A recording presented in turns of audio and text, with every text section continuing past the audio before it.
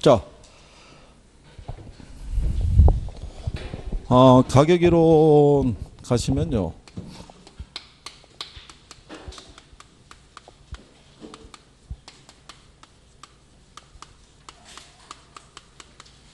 가치와 가격이 있을 때요. 이 가치의 화폐적인 표현이 바로 가격이라고 얘기한 거죠. 그래서 가격에 기초해 있는 게 바로 뭐예요? 가치죠. 그래서 이 가치가 상승하면 뭐가 상승해요? 예, 가격이 상승하는 이제 그런 관계가 성립이 되겠고요. 부동산학에서는 이 가격하고 가치를 구별을 해주죠. 구별을 하는 이유는 현실 시장에서 거래되고 있는 부동산 가격이 이 물건의 가치를 정확하게 반영한다고 보기는 어렵죠.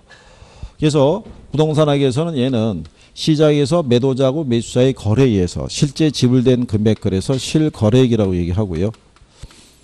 얘는 장래에 기대되는 편익의 무슨 가치? 현재 가치. 그래서 얘는 이미 지불됐으니까 과거의 값이라고 그랬고요. 장래 이익을 바탕으로 한 무슨 값? 현재의 값이죠. 그래서 얘는 주어진 시점에서 몇 개만 존재하고요. 하나. 얘는 평가 목적에 따라 여러 개가 존재한다라고 얘기했으니까 요거는 구별할 수 있어야 돼요. 그죠? 기본적으로 활용을 하니까 이거는 가치하고 가격을 구분하는 거. 네, 그 정도 해줄 수 있어야 되고요. 그 다음에 그 문제상에서 보시게 되면요. 1번에 그 가격과 가치에 관한 다음 설명 중에서 틀린 거 이렇게 구성해 있을 때요. 가격이란 교환의 대가로 시장에서 지불된 금액이고요. 가격은 과거의 값이고 가치는 이제 현재 값이다 이런 얘기죠.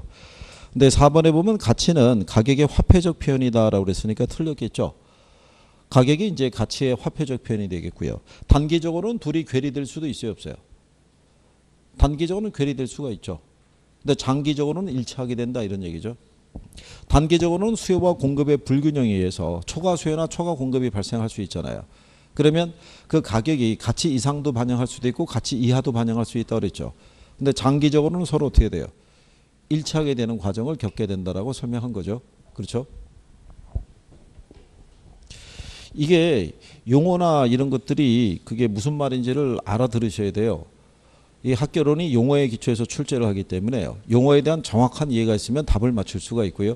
용어를 정확하게 이해하지 못하면요. 답이 2개 또는 3개씩 보이게 돼 있어요. 이게.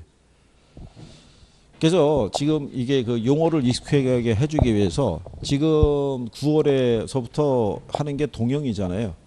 동영 모의고사를 보면 40문제에 전범위가 다 들어가 있는 거예요. 그러니까 돌리는 거예요, 그냥. 이게 결국은 뭐 하는 거냐면요. 잊어먹지 않기 위해서 반복시켜주는 거예요, 반복. 이게 중개사 시험 공부가 반복 학습이에요. 다른 게 없어요. 반복을 하고 난 다음에 기본적인 내용이 어느 정도 이제 정리가 됐을 때 저희가 이제 마지막으로 압축을 해드린다고요. 그랬을 때 그 문장을 쭉 읽으면서 이게 무슨 말이라는 것들이 납득이 돼야 된다고요, 이게. 그래야지 시험장 가서 점수가 나온다고요. 반복을 통해서. 지금 불안정한데 어떨 때는 맞고 어떨 때는 틀리다는 얘기는 거기가 정리가 안 돼 있다는 얘기잖아요. 거기가. 그러니까 막바지에 그 집중적으로 많이 도셔야 돼요. 모든 전국의 모든 학원들의 프로그램이 9월하고 10월이 다 동영을 보는 이유가 그거예요. 일주일에 전범위를 돌리겠다는 거예요. 계속. 돌리면서 확실하지 않는 용어에 대해서 이해도가 확실하게 되게끔 정리하고 가는 거죠. 그렇다고 해서 100점을 목표로 가는 것도 아니잖아요. 60점만 넘기면 되는 시험이 1차잖아요. 최종 합격은 2차에서 결정이 되는 거예요. 2차에서. 그러니까 지금은 많이 도는 사람이 유리한 거예요. 한 번이라도 더 도는 사람이 유리하다고 얘기하는 거예요. 야, 이제 뭐 남은 기간 뭐 얼마 남았어요? 57일 남았잖아요. 저건 일주일 뒤에 저 만나시면 저 50일이잖아요. 그죠? 그러면 틀림없이 또 50일 작전을 세우고 있을 거 아니에요. 어떻게 하면 또 될 수 있을까? 그렇잖아요. 선택과 집중을 잘 하셔야 돼요. 선택과 집중을. 계산에 대해서 내가 안 될 것 같으면 깔끔하게 그냥 포기하는 거예요. 대신에 1분 안에 풀 수 있는 애들이 있으면 예를 들어서 레일리 허프 모형이라든가 원리금 계산하거나 아니면 최대 융자가능에 계산하거나 몇 가지 정도만은 숙지를 하고 그냥 들어가시는 거예요. 그건 시험 운이라고밖에 볼 수 없어요. 마침 그 베일이 나오면은 하나 맞출 수 있는 거고. 그렇지 않으면 이론에라도 집중하셔서 정리하셔야죠. 그게. 그리고 저기 이맘때는 누누이 말씀드리지만 자료 수집하시면 안 되고요. 네? 있는 거라도 좀 정리해 주시면. 그죠? 아니 자기 있는 자료는 다 버려두고 그죠? 어디 가서 또 기출문제를 또 사더라고요. 아, 그것도 왜 사시는데요, 그거를? 아, 기출문제가 똑같을 거 아니에요. 근데 그거는 또 회차별로 나왔다는 거예요. 아니, 회차별로 나면은 무슨 의미가 있겠냐고요. 그거 풀어가지고 60점 나온다고 실전에 가서 60점이 나오겠냐고요. 그거하고는 무관한 거죠.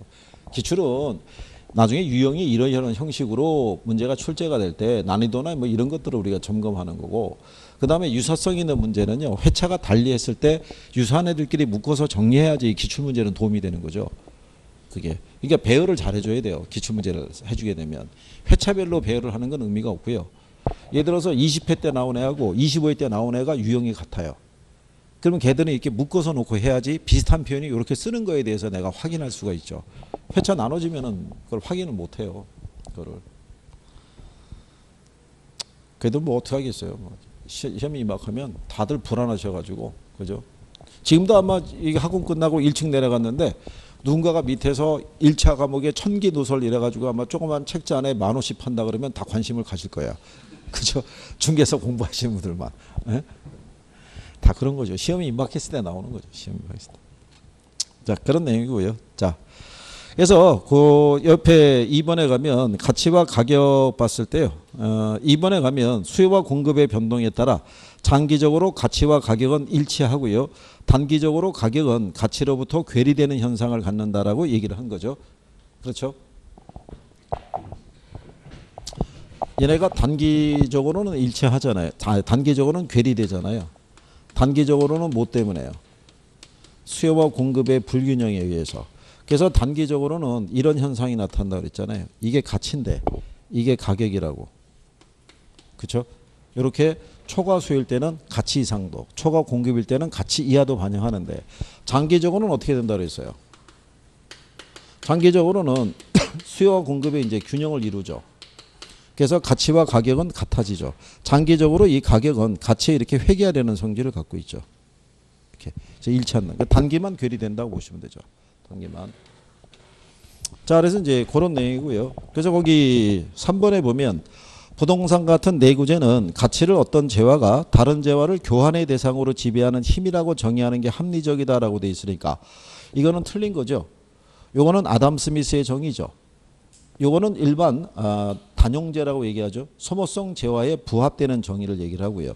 부동산 같은 내구재의 가치 개념의 정의는 장래에 기대되는 편익의 현재 가치다라고 얘기한 거죠. 그래서 그거를 틀리게 줬다 이런 얘기죠. 요거 수업 시간에 한 거 기억하시나요? 제가 가치의 정의하면은 아담 스미스의 정의하고 어빙 피쉬의 정의를 따로 구분해서 설명해 드렸잖아요. 그래서 이 아담 스미스는요, 가치를 어떤 재화가 다른 재화를 교환의 대상으로 지배하는 힘이다 그래가지고 재화의 가치는 사용 가치하고 무슨 가치가 있다라고 설명한 거예요. 교환 가치가 있다. 그죠? 요 사용 가치 있죠. 재화가 시장에서 교환 가치를 가지기 위해서는 무슨 가치를 가져야 돼요? 사용 가치를 가져야죠. 사용 가치가 없으면 교환 가치가 성립하지 않죠. 그래서 그 재화가 가지고 있는 사용 가치가 예전에는 화폐라는 단위가 없을 때는 물물 교환했을 거고 화폐라는 단위가 만들어진 다음서부터는 뭐를 화폐를 매개로 해서 거래가 성립했겠죠. 그래서 그 물건이 가지고 있는 가치가 화폐 단위를 빌려서 표현이 된 게 바로 뭐라고 그랬어요? 그게 가격이라고 얘기한 거죠. 그래서 가격에 기초해 있는 게 바로 뭐다? 가치란 얘기죠. 그래서 가치가 상승하면 모두 상승해요. 가격도 상승한다 이렇게 얘기해 준 거죠. 근데 부동산 같은 내구재는 가치와 가격이 일치할 수가 없죠. 부동산이라는 거는 장래에 기대되는 편익의 무슨 가치예요? 현재 가치인데 장래에 기대되는 편익이 바뀌면 현재 가치도 달라지죠. 근데 그거는 알려졌을 때만 달라질 수 있죠. 알려지지 않은 사실에 대한 변화는 현실 시장에서 거래되는 가격에 반영하기가 어렵죠. 그래서 부동산 같은 내구재를 취급하는 데서는 구별을 해줘야 된다라고 얘기한 거죠. 이렇게. 네, 그래서 여기 또 저기 오래간만에 들으셔가지고요. 예, 기억이 또 가물가물 하실 거예요. 그죠? 학원마다 요즘 다니면서 확인해 보니까요. 현재는 잘 하시더라고요. 현재는. 오늘은 참 잘 하시는데 내일은 불확실하기 때문에 알 수가 없고 원래 깔끔하신 성격이라 과거는 뭐 전혀 없다 뭐 이런 얘기시더라고요. 그 지난 거는 뭐 거의 지금 기억이 없는 거죠. 야, 이제 그걸 어떻게든 간에 앞뒤가 연결이 돼서 과거와 현재와 미래가 같이 공존해서 들어가야죠. 이제 얼마 안 남았어요. 그죠? 마지막에 한 2달 최선을 다해주세요. 이제 2달도 채 안 남았는데. 그죠? 자, 그런 내용이고요. 그 다음에 이제 뒷장으로 넘어가시게 되면은요. 시장 가치에 대한 관계는요. 그거 정도만 보시면 돼요. 시장 가치는 아까 얘기한 것처럼요. 통상적인 시장에서 그렇죠? 그 가치 개념을 얘기했을 때 그 정도 정리하시면 되겠고요. 그다음에 그 5번에 가시면요. 이 가치 발생 요인하고요. 가치 형성 요인 이렇게 되어 있는데요. 그것만 이제 구별하시게 되면요.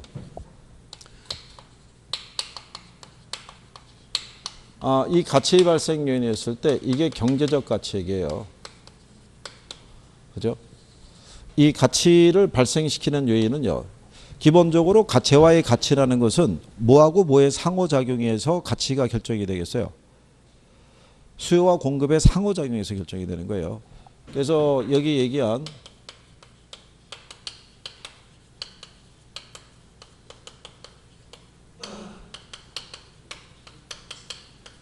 얘가 이 경제적 가치를 발생시키는 요인이죠. 그래서 요거 세 가지는 경제학자들이 제시한 거예요.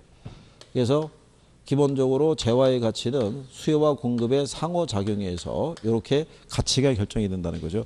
경제학에서는 이 가격에 기초 있는 게 가치니까 같다라고 봐야겠죠.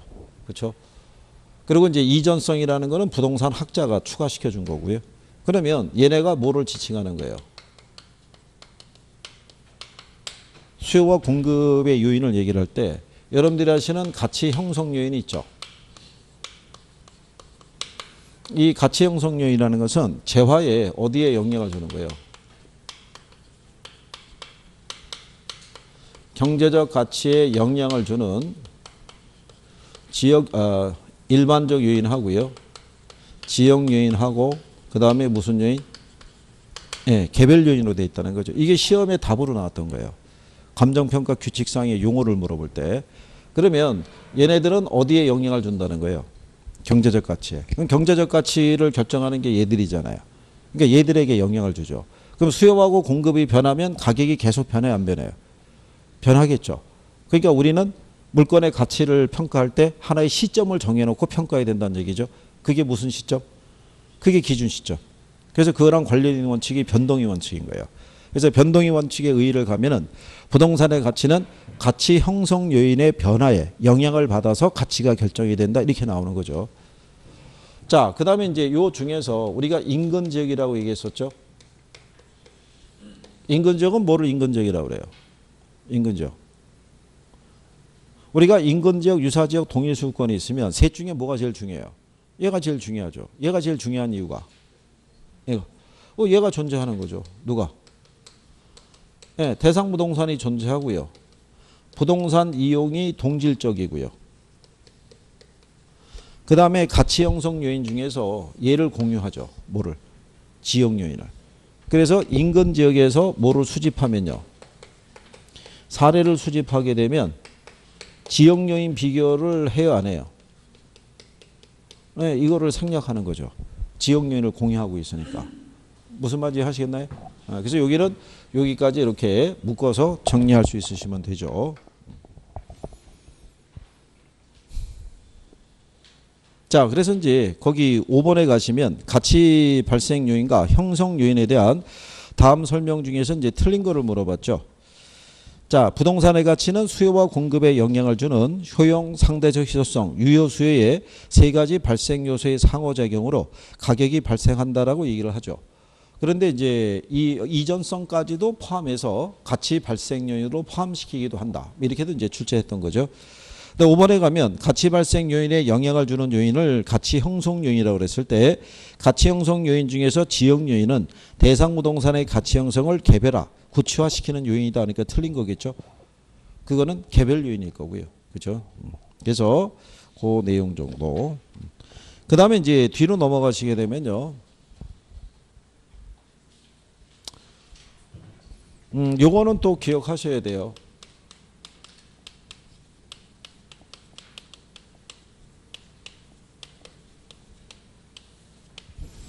자, 문제 8번하고 9번 이러들이 이제 가격제 원칙인데요. 가격제 원칙은 숙지하고 들어가셔야 되죠. 작년도 여기서 나왔었고요. 자, 가격제 원칙에서요. 우리가 기본적으로 알아야 될 원칙이 있죠. 네. 뭐 있겠어요?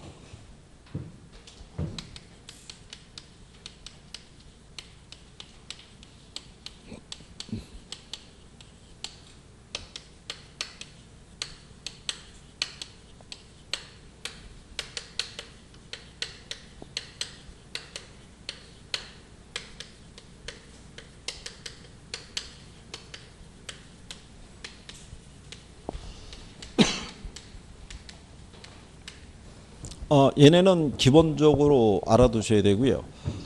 근래 한 번은 여러분 시험에서 1번, 2번, 3번, 4번, 5번 이렇게 5개 지문으로 출제한 적도 있어요. 작년 여러분 시험에서는요. 요거 두 가지를 박스 처리해 가지고 무슨 원칙에 해당하느냐 이렇게 해도 출제한 거죠. 이게 13가지가 있어요. 13가지가 있는데 얘들이 중심이에요. 근데 특히 여러분들 시험 지문상에서 제일 잘 나오는 게 얘들 4가지예요. 얘들을 중심으로. 그죠? 얘는 뭐를 판정할 때요? 기준 시점.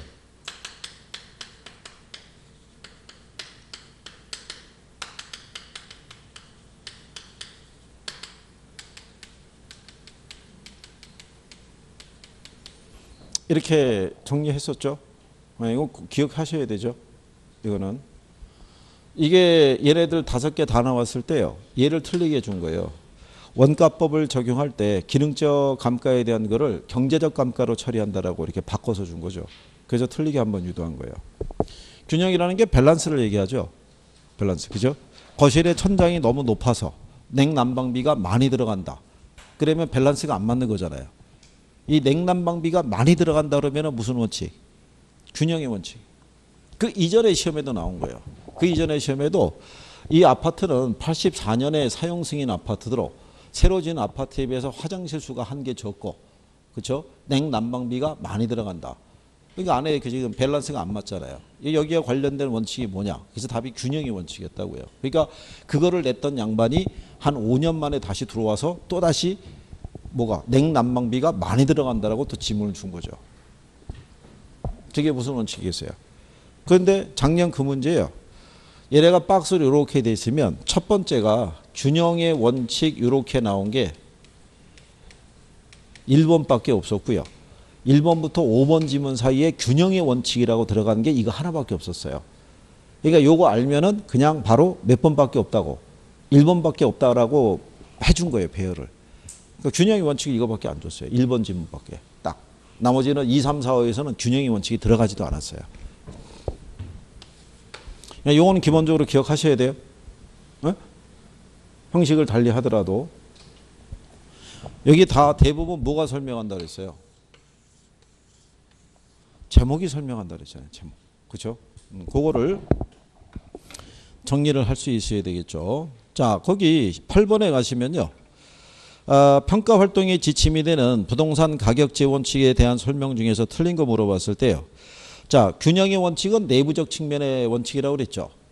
적합의 원칙은 외부적 측면의 원칙이라고 그랬잖아요. 근데 이번에 가면 감정평가에서 기준 시점의 확정이 필수적 기재사항에 대한 이론적 근거는 예측의 원칙이다. 그러니까 틀렸겠죠. 그럼 변동의 원칙을 대입하면 된다는 얘기죠. 그리고 5번에 나온 것처럼 기능적 감가에 대한 판단 근거가 되는 것은 무슨 원칙이다? 균형의 원칙이다. 이런 내용들에 대해서 정리할 수 있으시면 되겠죠. 자, 여러분들이 9번에 가시면요. 5번 지문에 변동의 원칙 나오죠. 자, 거기 보면 뭐라고 되어 있냐면 가치 형성 요인이 끊임없이 변동의 과정이 있으니까 부동산의 가격도 이러한 가치 형성 요인의 변동의 과정에서 형성이 된다는 원칙이 무슨 원칙? 그게 변동의 원칙이에요. 그래서 가치를 추계할 때는 뭐를 정해놓고 시점을 정해놓고 그 시점이 무슨 시점이겠어요? 그게 기준 시점이라는 거죠.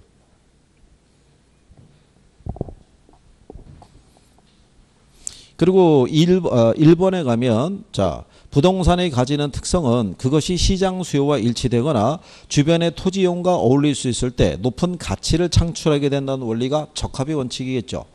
그래서 적합의 원칙을 가장 잘 설명하는 내용이 주택은 주거지역에, 공장은 공업지역에, 상가는 상업지역에 위치했을 때 적정한 가치를 갖게 된다는 게 적합의 원칙의 논리라고 보시면 되죠. 무슨 말인지 이해하시겠죠? 그래서 제목을 가지고 그 내용 정도를 확인할 수 있으시면 될 거예요. 그죠? 자, 그 다음에 뒤로 넘어가시게 되면요. 이게 10번 문제 같은 경우가 있는데, 물론 뭐 이렇게 나올 수도 있겠죠. 간단하게. 자, 먼저 감정평가 3방식과 모두 관련이 되고요. 사례부동산의 자료를 활용하는 간접법 적용의 근거가 되는 원칙. 3방식에 모두 관련된 건 뭐밖에 없어요. 대체 원칙. 그러면 답이 3번 아니면 5번으로 압축이 되잖아요. 그죠? 그렇지 않겠어요? 근데 추가 투자 여부를 판정할 때 관련이 있는 건 뭐예요? 기회 원칙이고.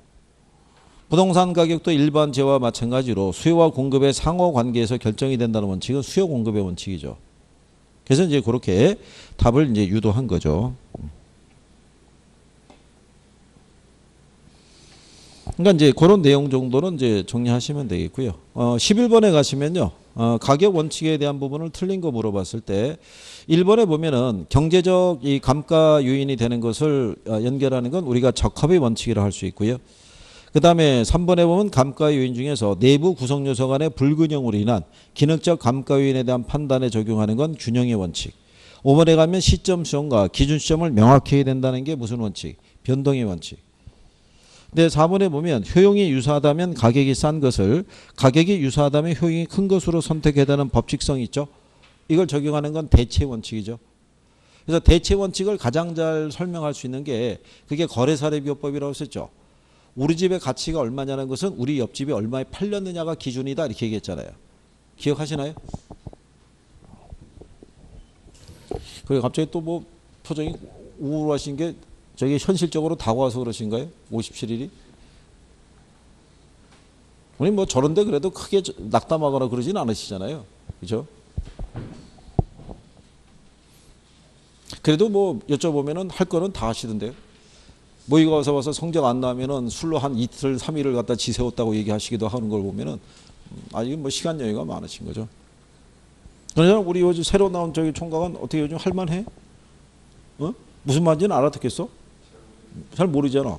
그렇잖아. 그 집중을 못 하잖아. 그지? 동영상은 한번 봤어? 앞에만? 앞에만 보고 앞에 잠깐 본 걸로 전범위를 이해하려고 그러면 힘들 거 아니야. 근데 우리 시험은 봐야 될 거 아니야. 용어는 조금이라도 알고는 들어가야 되잖아.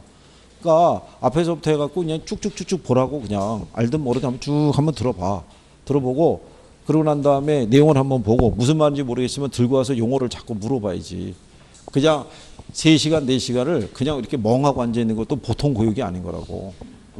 그렇게 습관이 들면 내년도 똑같이 그렇게 된다고. 그렇잖아. 그러니까는 집중해서 이게 무슨 말인지 전혀 모르겠는데 중요하다고 여기다가 선생님 얘기해 주잖아. 그럼 물어봐야 된다고. 그 옆 사람에게 물어보라고. 옆 사람에게. 옆 사람 물어봐서 대답을 못 해주면 그 사람 손 붙잡고 같이 오면 된다고. 같이 물어보면 되지. 그러니까 난 뭔 말인지 확인을 해야 될 거 아니야. 응? 그러니까 결론은 그거예요. 용어를 물어보니까요. 용어를. 이게 용어가 무슨 말인지 모르면 틀리는 것밖에는 방법이 없잖아요. 그러니까 용어를 정확하게 정리를 해두면 답을 맞출 수 있는 확률이 커진다고요. 그렇다고 해서 뭐 시험상에서 뭐 어렵게 주냐면 그렇지는 않고요. 뒷페이지 넘기시면 여기 기출문제 있거든요. 거기 15번에 가보시게 되면요.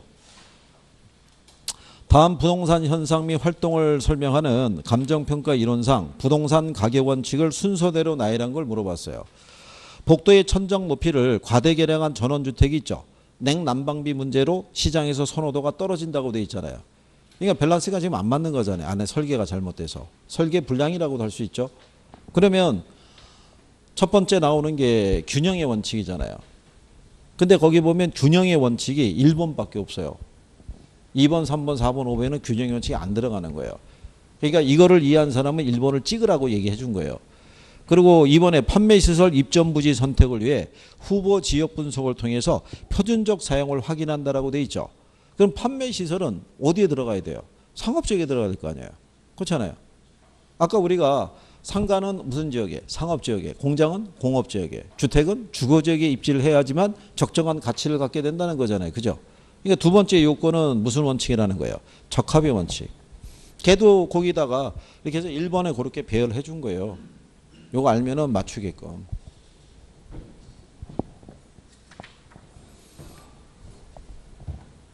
그러니까 이게 자꾸 이 균형이라는 의미에 대해서 이게 요게 나중에요. 우리가 감가를 보면요. 물리적 감가라는 게 있고요. 그 다음에 무슨 감가? 예, 기능적 감가. 그 다음에 경제적 감가라는 게 있어요. 물리적 감가는요. 시간의 경과라든가 사용 등에 의해서 유발되는 게 그게 물리적 감가고요. 시간이 경과면은 아무리 새로 지은 건물이라 할지라도 얘가 조금씩 소모돼야 안 돼요. 소모되겠죠. 그러니까 얘는 이제 시간의 경과에 따라. 기능적 감가는요. 설계라든가 설비 있죠. 여기에 대한 뭐 예를 들어서 구식화 또는 노후화 이런 등에서 발생하는 것이 바로 뭐예요? 기능적 감가라고요. 여기가 지금 천정의 높이가 너무 높게 되어 있다는 얘기는 설계가 잘못되어 있다는 얘기잖아요. 그러니까 밸런스가 안 맞는다는 얘기잖아요. 여기서 적용하는 게 무슨 감가? 기능적. 이 기능적 감가를 판단하는 원칙이 무슨 원칙이라는 거예요? 그게 균형의 원칙이라는 거예요. 밸런스가 안 맞으니까. 그렇죠? 경제적 감가는요. 인근 지역의 어디에 의해서? 쇠퇴 등에 의해서.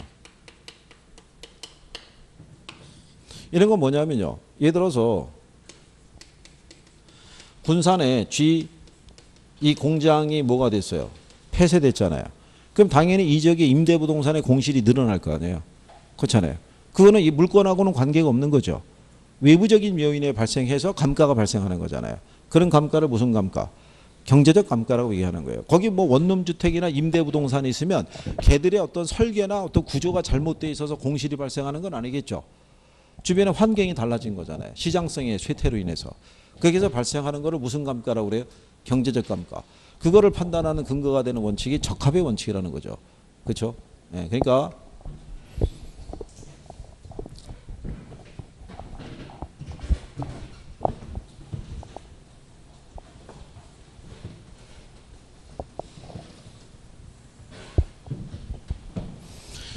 그 다음에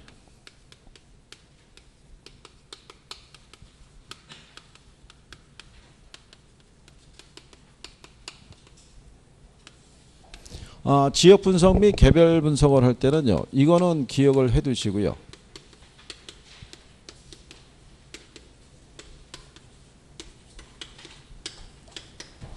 이게 선행이 무슨 분석이라고 그랬어요? 얘가 거시적이자 전체적인 분석이라고도 얘기를 하고요. 표준적 이용을 토대로 뭐를 판정하는 게 주 목적이라고 그랬어요.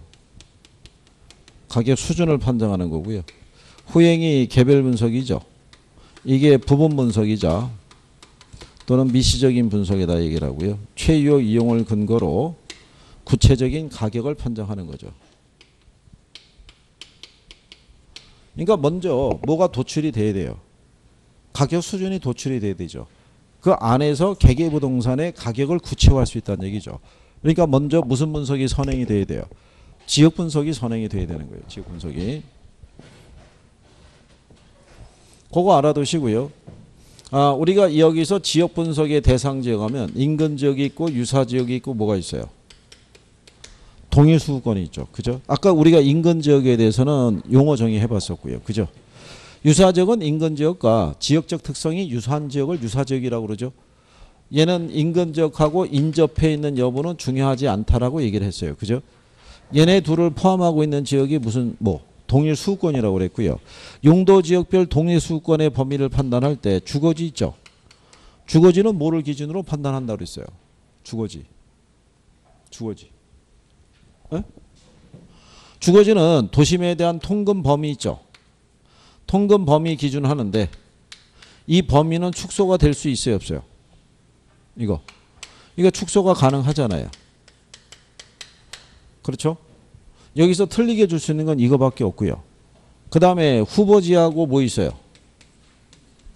이행지 있을 때 얘네는 전환 또는 이행 전이 있고요. 전환 또는 뭐가 있을 때요? 이행 후가 있을 때. 현재 농지인데 얘가 택지 후보지로 이렇게 지정이 될 수 있죠. 그러면 원칙적으로는 얘를 기준으로 판단하는 게 원칙이죠. 원칙인데 뭐가 낮거나 성수도가 낮거나 속도가 완만하거나 그렇죠? 이러면은 전을 기준으로 판단하는 것을 원칙으로 한다 이런 얘기죠. 여기서는 요거밖에 없어요. 전후 이거 구별하는 거. 틀리게 줄 수 있는 요건이.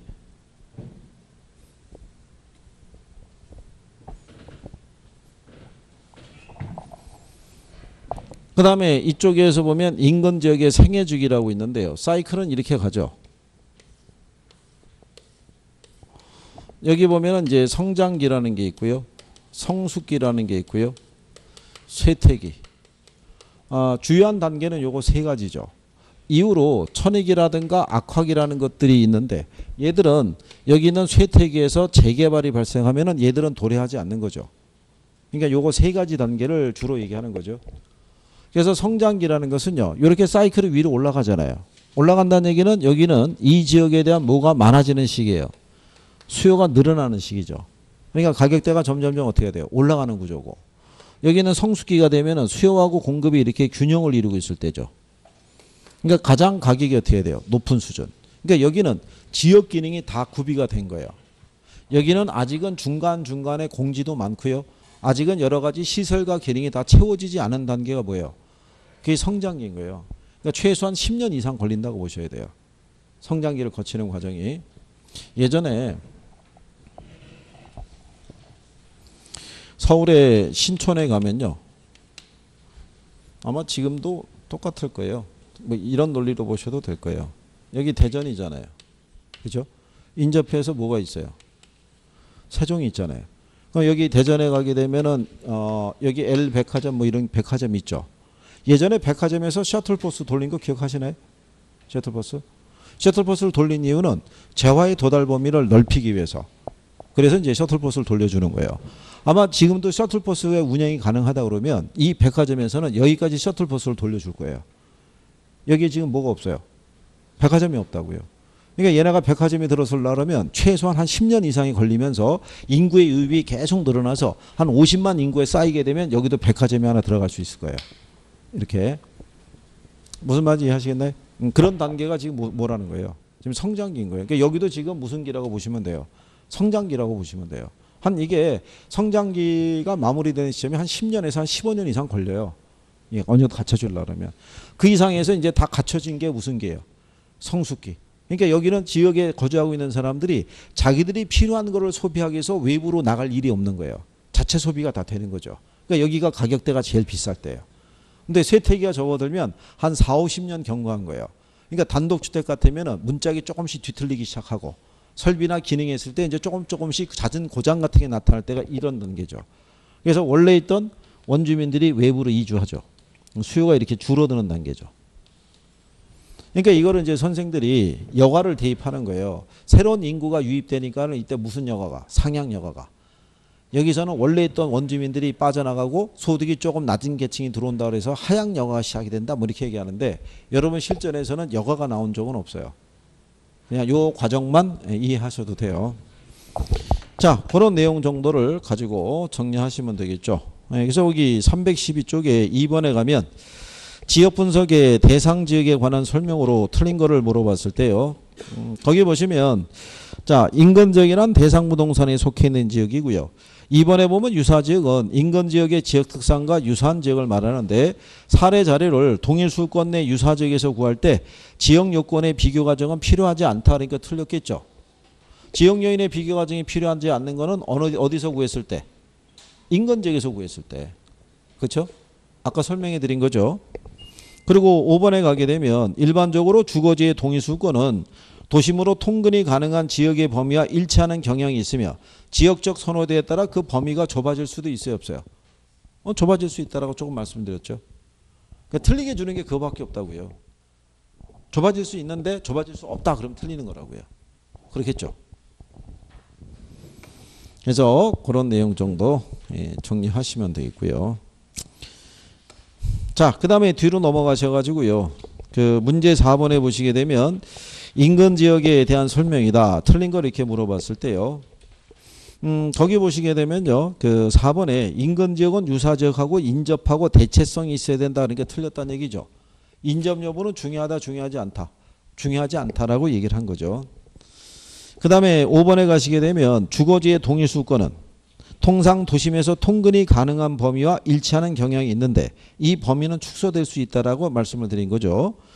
자, 그랬을 때 그 4번에 그 농경지하고 임업지 있죠. 얘네는 안 나와요. 참고로 여러분 답에 농업지의 지역요인, 임업지의 지역요인은 출제하지 않아요. 왜냐하면 부동산학이라는 건요. 도시지역의 부동산 문제를 우리가 다루는 그런 학이기 때문에 농업지역에 대한 논리는 거의 반영을 안 해준다고 보시면 되겠고요. 그래서 3번 지문에 가면 후보지 이행지의 동일수거는 전환 이행 이후의 토지의 종별에 따라서 결정이 되나 예외적으로 성숙도가 높을 때 전환 이행 전의 종별의 동일수건과 같이 한다 했으니까 틀렸겠죠. 성숙도가 낮을 때 그렇다는 얘기죠. 지금 한참 개발 중인데 그걸 전의 용도를 기준으로 동일수건의 범위를 파악하면 안 되겠죠. 그래서 그런 내용 정도를 구별하시면 되겠고요. 그래서 여기 지역 분석하고 개별 분석에 대한 것에서는요. 그런 정도 옆에 해설상에도 보면 지역 분석과 개별 분석의 관계 뭐 이렇게 나와 있죠. 그런 내용 정도 정리할 수 있으시면 될 거예요. 그 다음에 한 페이지 넘기셔가지고요. 그 7번에 인근 지역의 지역 사이클에 관한 다음 설명 중에서 틀린 거 물어봤을 때 그래서 거기 보시게 되면 2번에 성숙기에는 지가가 비교적 안정이 되며 신축 부동산의 거래가 부동산 시장의 중심을 이룬다 이렇게 돼 있을 때 여기 성숙기는요. 조성이 된 지가 한 20에서 한 25년 이 정도 지난 지역이에요. 그러니까 여기서는 신축을 찾기는 어렵고요. 주로 기존 부동산 거래가 이루어질 때가 이때겠죠. 여기가 주로 이제 신축 부동산 거래가 중심을 이룰 때는 이제 여기 있는 성장기에서 이루어진다. 이렇게 생각하시면 될 거고요. 그래서 뒷장으로 넘어가 보시면요. 주요 기출문제라고 나와 있는데요. 9번에 가시면 지역 분석과 개별 분석에 관한 설명으로 틀린 거 물어봤을 때요. 거기 4번에 보면 이렇게 돼 있죠. 지역 분석보다 개별 분석을 먼저 실시하는 게 일반적이다는 게 틀렸겠죠. 우리가 선행이 무슨 분석이라고 그랬어요? 지역 분석. 그래서 거기 1번에 보면 지역 분석을 통해서 지역 내 부동산의 표준적 이용과 가격 수준을 파악할 수 있죠. 3번에 가면 대상 부동산의 최유 이용을 판정하기 위해서 무슨 분석이 필요하다? 개별 분석이. 5번에 가면 지역 분석은 거시적이고 개별 분석은 미적인 분석이다. 뭐 이렇게 나와 있잖아요. 근데 10번 문제 가시면 뭐라고 해놨냐면 틀린 거 물어봤죠. 1번에 지역 분석에서는 인근 지역뿐만 아니라 유사 지역까지 분석함으로써 구체적인 가격을 산정한다는 틀리죠.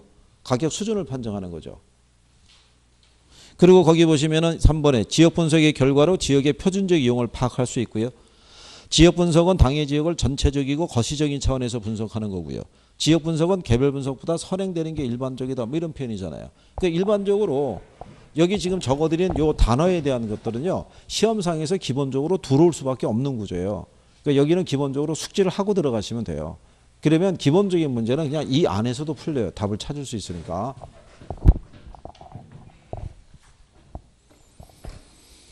자, 그래서 이제 그런 내용 정도 정리하신 거고요.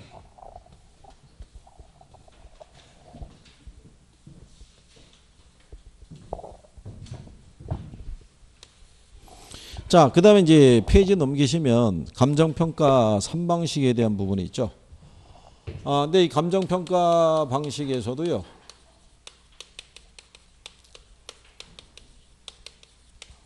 우리가 원가 방식이 있고 비교 방식이 있고 그 다음에 무슨 방식이 있어요? 수익 방식. 얘는 비용성의 사고고요. 얘는 시장성의 사고고요. 얘는 수익성의 사고가 되겠죠. 그죠? 이렇게. 자, 그랬을 때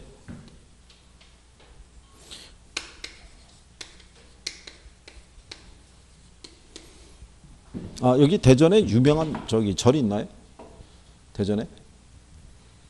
절? 없어요? 네? 동학사요?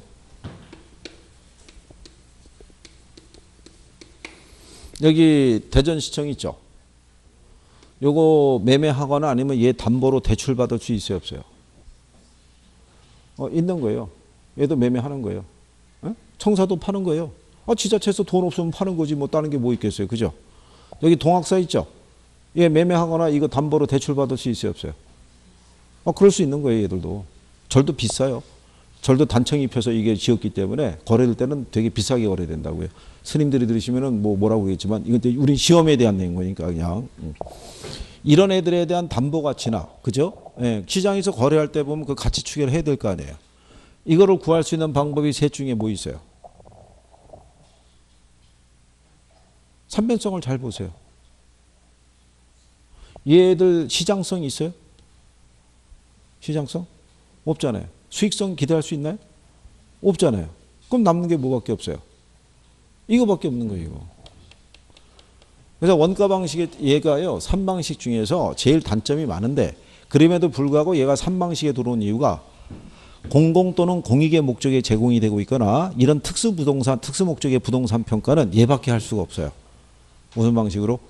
원가 방식으로. 그러니까 만약에 문제가 시장에서 적절한 거래 사례를 구하기가 힘든 특수목적 부동산 평가에는 무슨 방법을 써야 되느냐? 그러면 원가법 쓴다라고 생각하시면 돼요.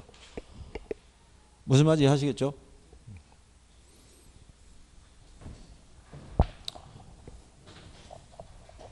그러니까 삼면성이 설명해 주는 거죠. 원가 방식에서 가액 구하는 건 무슨 법이에요? 원가 방식에서 가액 구하는 거.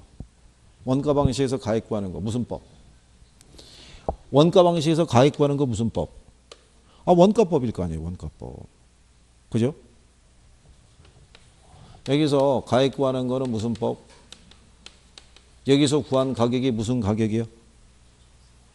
적산 가격. 그러면 임료 구하는 게 무슨 법? 적산 가격, 적산법. 비교 방식이죠.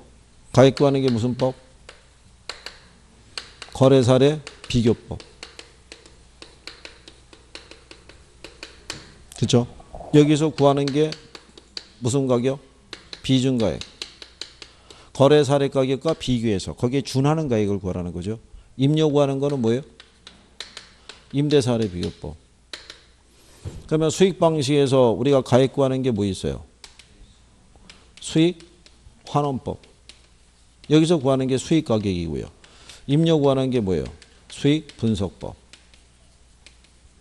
이거를 가로놓기로도 출제했고요. 이 용어를 다 또 출제를 했어요. 원가법이란 거래사례비교법이란 수익환원법이란 이걸 다 출제한 거예요. 이거를. 그러니까 용어는 기본적으로 정리가 돼야 돼요. 물어보니까. 그렇죠? 거기 우리 그 2번 문제 보시면요. 자, 가로 안에 들어갈 내용으로 옳은 거 물어봤잖아요. 자, 원가 방식에서 임료 구하는 게 무슨 법? 적산법. 그렇잖아요. 비교 방식은 무슨 원리라는 거예요? 시장성의 원리고. 수익 방식에서 임료 구하는 거는 수익 분석법. 이런 형식으로 출제했던 선례가 있어요. 이렇게 가로놓기 해가지고. 그러니까 이거는 뭐만 알아도 풀 수 있는 거예요. 제목만 알아도. 이건 어려운 게 아니잖아요. 그죠? 자, 그 다음에 여기서 이제 원가 방식에서 무슨 법이 있어요? 가액관이 원가법이 있죠. 원가법이라는 거는 제조달 원가에 뭐를 해서 적산 가액을 구하는 거예요. 뭐를 해서? 제조달 원가에다 뭐 해서? 감가 수정을 해서. 감가 수정. 그러면 산식으로 보면요. 제조달 원가에서 뭐를 공제하는 거예요? 감가 누계액을 공제해서 적산 가격을 구하는데 요 감가액을 산정하는 거를 뭐라고 그래요? 그거를 감가 수정이라고 해요. 그러니까 제조달 원가에서 뭐를 해서 감가 수정을 해서 적산 가격을 구하는 방법이다. 이렇게 얘기해 주는 거예요. 그죠? 그러니까 여기는 이제 무슨 개념이냐면요. 현재 10층짜리 우리 학원 건물이 있어요. 얘가 20년 전에 준공했어요. 그럼 20년 전에 이 10층짜리 건물 지을 때 들어간 비용 산정은 지금 하기가 어렵죠. 20년 전에 비용 자료 구하기 힘드니까. 우리가 알 수 있는 건 뭐밖에 없어요.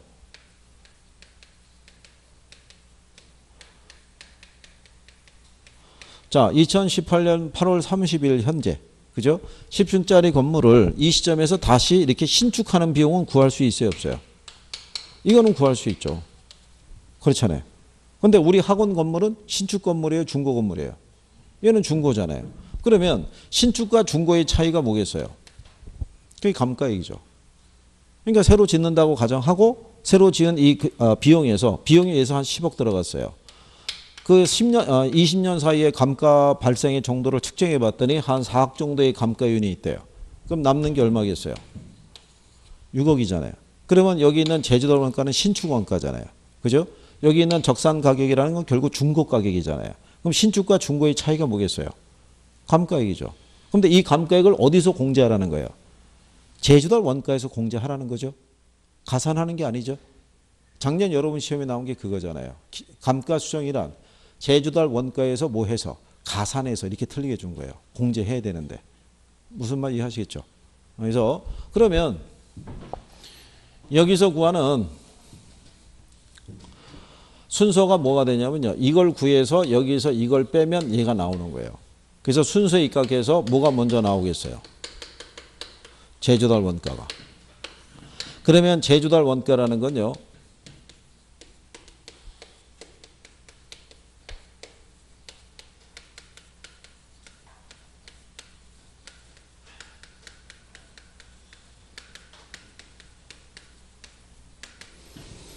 요 네 개의 시점이 있어요. 기준 시점, 신축 시점, 준공 시점, 건축 시점 네 개의 시점이 있죠. 중에서 뭐 쓸 수 있다고 그랬어요? 네 개 중에서 뭐? 네 개 중에서 뭐 쓸 수 있어요? 이거 하나밖에 없는 거예요. 다 안 되는 거예요. 이거 하나만. 무슨 시점? 기준 시점. 그러니까 감정평가에 들어가면 시점은 이거 하나밖에 없는 거예요. 여러분 실전에서도 신축 시점 이렇게 틀리게 한번 준 적이 있어요. 그죠? 그 다음에 요 제주도 원가는요.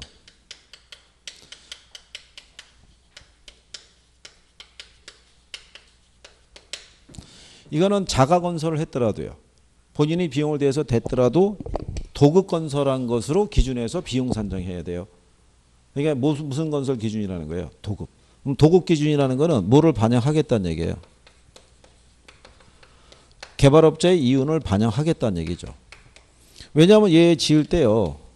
10층짜리 짓는데 비용은 건축비는 10억 들어갔대요. 그죠? 근데 여기는 원가 방식은 이 비용을 기초해서 가치를 산정하는 거예요. 근데 10억 들여서 지은 건물인데 얘가 시장에서 거래될 때는요. 15억에 거래되고 있대요. 그러면 비교 방식의 논리는 시장에서 얘하고 유사한 부동산이 얼마에 거래됐냐를 기준으로 가치를 판단하잖아요. 그러면 유사한 부동산이 15억에 거래되고 있으면 비교 방식을 적용하면은 그 물건의 가치도 10억 선에서 결정이 될 거 아니에요. 근데 얘는 뭐에 기초해서 구하니까? 비용에 기초해서 구하니까 이게 갭이 너무 크잖아요. 갭이 너무 크니까 무슨 건설 기준 하는 거예요? 도급. 도급을 주게 되면 개발업자는 건설비에다가 자기의 이윤도 반영해야 안 해요. 반영을 할 거 아니에요. 자가 건설하면 자기 거 자기가 짓는데 거기다가 이윤 계산하지는 않을 거 아니에요. 그러니까 여기다가 이윤을 반영을 해주면 요 갭이 그만큼 줄어들 수 있다는 거예요. 그래서 무슨 건설한 걸 기준하는 거예요? 도급 기준하는 거예요. 도급. 그 다음에 얘네 구하는 방법이 뭐 있어요? 방법? 제주도 원가 구하는 방법? 이거 네 가지 알려줬잖아요. 이거 이렇게 해서 이거 총량조사법이라는 거 있고 구성단위법이라고 있고요. 단위비교법이라고 있고 비용지수법 이렇게 있다고 그랬잖아요.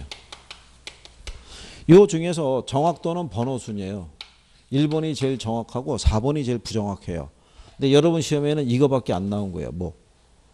비용지수. 이 비용지수법이라는 게 시점 수정하는 거예요. 요거 가지고 계산 문제 낸 거예요. 계산 문제. 그렇죠? 자, 여러분들이 거기 보시게 되면요. 문제 3번에 원가법에서 제주도 원가에 대한 설명 중에서 틀린 거 이렇게 물어봤을 때요. 자, 거기 보시면 4번에 자가건설의 경우에 도급건설한 경우에 준해서 처리한다는 것의 의미는 제주도 원가 산정 시 부대비용을 반드시 고려하라는 의미다. 그러니까 틀렸겠죠. 개발업체의 이윤을 반영해서 우리가 산정해야 된다. 뭐 이런 얘기고요. 그 밑에 4번에 가면은 다음 자료를 활용해서 산정한 A 건물의 평방미터당 제주도 원가 물어봤었죠. 거기. 그러면 이게 비용지수법 쓰는 거예요. 거기 보시면은 자, A 건물은 10년 전에 준공한 4층 건물이고요. 대지 면적이 400이고 연면적이 1250이죠. 근데 건물의 제조달 원가를 구하는 거니까 대지 면적은 필요가 없고요. 연면적만 산정하면 되죠. 근데 공사비를 봤더니 직접 공사비 들어가 있죠. 간접 공사비 들어가 있죠. 거기다가 개발업체 이윤도 포함해요, 안 해요? 포함해야죠. 아까 그랬잖아요. 도급건설하니까 개발업체 이윤도 포함해야 되는 거예요. 그럼 총계가 얼마예요? 총계가? 30만 원 그러면 안 되죠. 거기 평방미터당 제주도 원가가 31만 2천 원인데 어떻게 총 건설 비용이 30만 원밖에 안 되겠어요. 좀 더 써주셔야 되잖아요. 그죠? 값이 안 나올 거 아니에요? 단위가 1,000원이잖아요. 1,000원. 1,000원이면 얼마겠어요? 3억이란 얘기잖아요. 그렇죠? 그러면 3억을 갖다가 연면적 1250으로 나누면 되는데 그 전에 건축비 지수가 들어가 있죠. 자, 이게 이제 제주도 원가가 10년 전에 3억이었는데 거기 보면 10년 전에 건축비 지수가 100이죠. 근데 기준전 현재 건축비 지수가 얼마예요? 130이죠. 100분의 130 하면 1.3이죠. 그러면 3억 곱하기 1.3 하게 되면 3억 9천 나온다고요. 이거를 연면적인 얼마로? 1250으로 나누라는 얘기죠. 그러면 평방미터당 31만 2천 원 나온다는 거죠. 이렇게 구하는 거예요. 이렇게 구하는 걸로 2번 냈어요. 출제를. 근데 바로 이어서 낸 게 아니라 5년 주기로. 20회 때 한 번 나오고 25회 때 한 번 나온 거예요. 근데 혹시 여러분이 시험운이 있어서 올해 나와주면 그나마 해볼 만한 거죠. 근데 이것도 선생 생각이죠. 나왔는데 어디서 보기는 많이 본 것 같다. 모르고 넘어가면 끝나는 거죠. 뭐 그냥 그렇게 하시는 거다. 이렇게 생각하시면 되겠죠. 자, 여기 이제 제주도 원가 이 정도까지 하신 거예요. 자, 잠깐 쉬었다가 나머지 또 하시죠. 쉬었다 들어오십시오.